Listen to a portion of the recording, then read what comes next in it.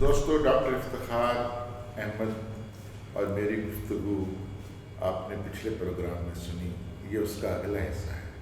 Doctor صاحب، ہم گفتگو کر رہے تھے کہ یہ جو عقل ہے، اس کو ہم نے جتنا زیادہ مذہب میں شامل کر لیا ہے، اس کی وجہ سے ہم بہت سارے اپنے عقائد سے جو ہے روگردان کر رہے ہیں اور مختلف فرقے بن رہے ہیں۔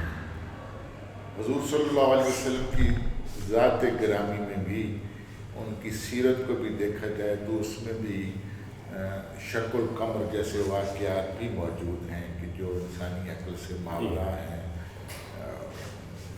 جو ہے براق اور وہ بھی سب کچھ ہے، معراج کا۔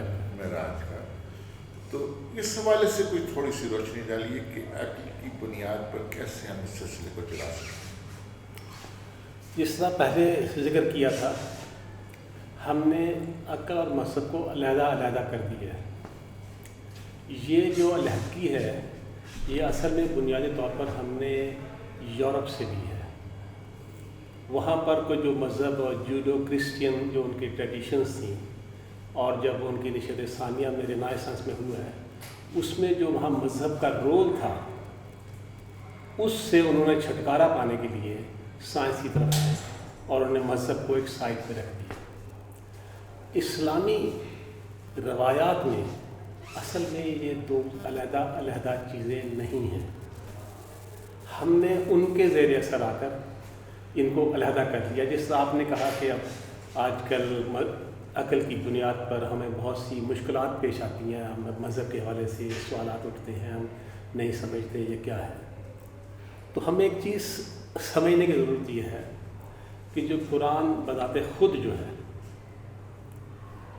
وہ انسانی عقل کے لیے سب سے بڑا چیلنج پیش کرتا ہے۔ اس میں کوئی شک نہیں ہے کہ ایک ہمارا ایمان کا حصہ ہے۔ جس طرح پچھلے پروگرام میں میں نے ذکر کیا کہ سائنس جو ہے وہ باہر کی دنیا جو ہے اس سے زیادہ ڈیل کرتی ہے، اور جو یورپی روایت جو ہے وہ باہر سے ڈیل کرتی ہے۔ میں نے مختصر ذکر کیا تھا کارٹیزیم ڈوئلزم کا، لیکن ایک اندر کی دنیا ہے۔ ہمارا جو اندر کی دنیا کا ایمان کے حوالے سے تعلق ہے، بہت مرتبہ ہم اس کو بھی انہی پیمانوں پر ناپنے کی کوشش کرتے ہیں جو کہ اصل میں باہر کی دنیا کے لیے ہے، اور یہاں پہ آ کے وہ تضاد شروع ہوتا ہے جہاں ہمیں مشکل پیش آتی ہے۔ اور یا تو پھر جو لوگ عقل کے حوالے سے بات کرتے ہیں وہ مذہب کو چھوڑ جاتے ہیں، مذہبی لوگوں کو حقارت سے دیکھتے ہیں، انہیں کہتے ہیں کہ یہ پچھلی صدیوں کے لوگ ہیں، اور جو مذہبی لوگ ہیں وہ سمجھتے ہیں کہ انہوں نے مذہب کو اصل کی سمجھا نہیں ہے اور وہ اس سے دور ہو گئے۔ تو اصل میں یہ ڈسکشن یہ ہے، دونوں کی اپنی اپنی جگہ ہے، ایک اندرونی دنیا ہے اور ایک بیرونی دنیا ہے۔ اسلام جو ہے بنیادی طور پہ حضور کریم صلی اللہ علیہ وسلم کے دور میں پہلی بار اس نے انسان کو توحید کے راستے پر انسان کی عقل کو استعمال کرتے ہوئے ایک اندیکھے خدا پر یقین کرنے کا کہا، کیونکہ اس وقت تک انسانی عقل، انسانی شعور اس اسٹیج پہ پہنچ گیا تھا جس پر یہ بات کی جا سکتی تھی۔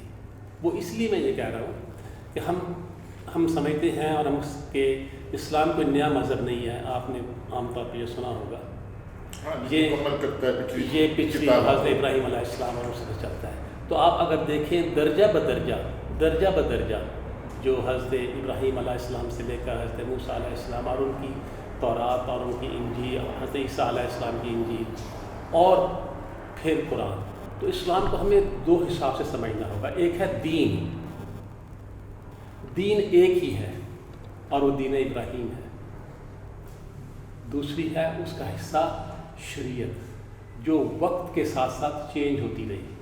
کہتے ہیں شریعت موسوی، شریعت عیسوی، اور یہ ہم سے کہتے ہیں شریعت محمدی۔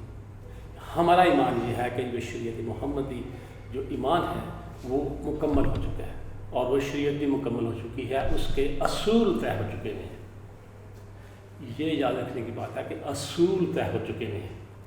اب ہم میں سے کتنے لوگ آج اونٹ پہ سفر کرتے ہیں؟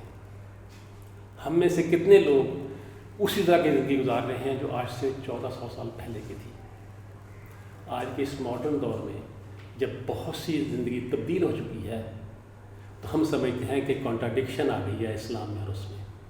ہمیں اسلامی اصولوں پہ غور کرنا ہوگا اس کی روشنی میں، اور وہ اصول صرف اور صرف عقل کے ذریعے سے سمجھے جا سکتے ہیں، جو خدا کی انسانوں کے لیے بہت بڑی نعمت ہے۔ ڈاکٹر صاحب،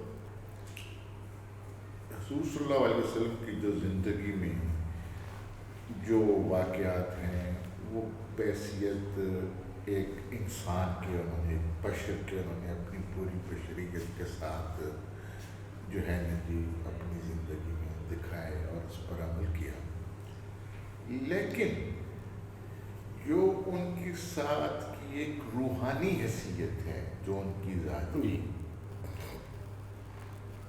ہم اس کو جب سامنے لاتے ہیں تو لوگ اکثر اوقات اس کے بارے میں کہتے ہیں کہ شرک ہو گیا، یہ ہو گیا، فلاں ہو گیا، تو آپ اس پر کیا کہیں؟ نبی کریم صلی اللہ علیہ وسلم کی ذات جو تھی وہ ہم انسانوں کے درمیان تھی، وہ ہمارے لیے اسوہ ہے، ہمارے لیے مثال ہے، وہ عالم اسباب میں تھے، اس میں کوئی شک نہیں ہے ان کی روحانیت کے بارے میں، ان کی کیا سے کہتے ہیں درجے کے بارے میں، اس میں کسی کو کوئی شک نہیں ہے، لیکن اس میں بھی کوئی شک نہیں ہے کہ انہوں نے اپنی زندگی کے ہر حصے میں عام انسانوں کی طرح پلاننگ کی، عام انسانوں کی طرح اسباب کو ڈھونڈا، عام انسانوں کی طرح اپنے کیا سے کہتے ہیں مختلف فیصلے کیے، اور وہ فیصلے اس طرح کیے۔ میں مثال آپ کو دیتا ہوں۔ نبی کریم صلی اللہ علیہ وسلم ہجرت کے بعد مدینہ تشریف لے گئے۔ آپ نے واقعہ سنا ہوگا، انہوں نے دیکھا کہ کچھ لوگ جو کھجوروں پر پتے جھاڑ رہے ہیں ان کے، انہوں نے کہا بھائی یہ کیا کر رہے ہیں؟ سوال۔ تو انہوں نے کہا کہ یہ اس سے پھل زیادہ آتا ہے۔ انہوں نے تعجب کا اظہار کیا، تو لوگوں نے وہ کرنا چھوڑ دیا۔ اس سال کھجور کی فصل بھی بہت زیادہ نہیں ہوئی۔ وہ سب لوگ حضور کریم صلی اللہ علیہ وسلم کے پاس آئے اور اپنا مسئلہ پیش کیا۔ ان کا رسپانس کیا تھا؟ یہ جو آپ نے حدیث کوٹ کی ہے، اس کے مقابلے میں بے شمار احادیث اس کے برعکس بھی ملتی ہیں۔ مجھے آپ خود سنا رہے تھے ایک حدیث کہ ایک خاتون ان کے پاس آئی اور انہوں نے کہا کہ جو ہے نبی کے مہمان گھر میں زیادہ آ جاتے ہیں، وہ ذرا سنائے نا۔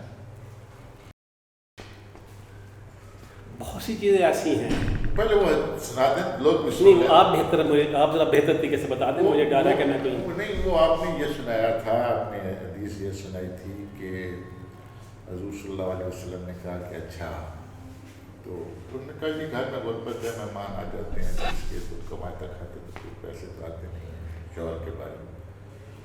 تو انہوں نے کہا اچھا۔ پھر دوسری بار وہ آئی، پھر آئے بیٹھے ہیں، تیسری بار آئی، تو حضور صلی اللہ علیہ وسلم نے کہا کہ ادھر یہ دیکھو۔ تو انہوں نے ہاتھ ایسے کیا، اسے نظر ہے کہ وہ جا رہے ہیں اور اس کے ساتھ کتنے کیڑے مکوڑے، کتنے جراثیم، کتنا کچھ گھر سے بلائیں نکل رہی ہیں۔ تو یہ جو بھی ان کے عمل ہیں، ایک طرف یہ بھی ہیں، یہ حدیثیں بھی ہیں، وہ بھی ہیں۔ اب ہم، میں نے آپ سے پہلے ذکر کیا تھا جی کہ یہ ان میں ہم مقابلہ نہیں کر رہے۔ آپ نے شروع میں ایک مثال اور بھی دی تھی، وہ شکل قمر کی جی اور معراج کی۔ جی انسانی عقل کا سفر جاری ہے۔ اگر میں یہ کہوں کہ ہمیں سب کچھ سمجھ آ گیا ہے تو میرا خیال ہے میں بڑی شدید غلطی کا شکار ہوں۔ یہ ایک سفر ہے جس میں ہمیں بہت سی چیزیں سمجھ نہیں تھیں، اور آپ خود آپ نے مشاہدہ ہے کہ آہستہ آہستہ جس طرح سائنس ترقی کر رہی ہے، جس طرح وہ دیکھتی ہے، نئی ایجادات ہوتی ہیں، نئی دریافتیں ہوتی ہیں، تو ہم عموماً ہمارے دوست میں کہتے ہیں دیکھا یہ تو 1400 سال پہلے ہم کہہ چکے تھے۔ تو یہ اس عمل کا حصہ ہے۔ اگر آپ کہیں کہ میں آپ کو ہر چیز کو ایکسپلین عقل کر دے گی اسٹیج پہ، تو بہت سی چیزیں آج سے 500 سال پہلے نہیں ایکسپلین کرتے تھے، اب ایکسپلین کر دی. تو ہم اس سفر پر ہیں. ہمیں ایک بات یاد رکھنی ہوگی، نبی کریم صلی اللہ علیہ وسلم پیغمبر تھے. ان کا جو درجہ تھا، جو آپ نے خود ذکر کیا روحانیات کا ان کے حساب سے، اس کو تو ابھی ہم سمجھنے کی کیفیت سے شروع کیا ہے ہم نے عقلی بنیادوں پر بہت سی چیزوں کو. لیکن میں واپس پھر آؤں گا، جو ان کا بنیادی، جو اسلام کا جو بنیادی پروگرام تھا جس کے لیے نبی کریم صلی اللہ علیہ وسلم نے شروع کیا تھا، وہ توحید کا تھا. خدا کو ایک مانو، اندیکھے خدا کو. لیکن اس کی ریپرکشنز کیا تھی اس سوسائٹی کے لیے جو قبائلی سسٹم تھا، جہاں مختلف مدارج تھے، جہاں پر خواتین کو کوئی حقوق نہیں تھے، جہاں صرف قبیلے کا سردار جو ہے اس کے پاس سب کچھ ہوتا تھا، جہاں پہ اخلاقیات بالکل مختلف ہوتی تھی.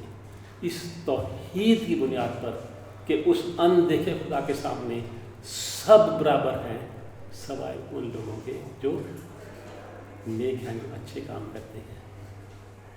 تو ہمیں اس حوالے سے دیکھنا ہوگا کہ وہ جو ان کا بنیادی توحید کا پروگرام تھا اور کس طرح انہوں نے اس کو عقل کی بنیاد پر اس سوسائٹی کو کیسے چینج کر دیا.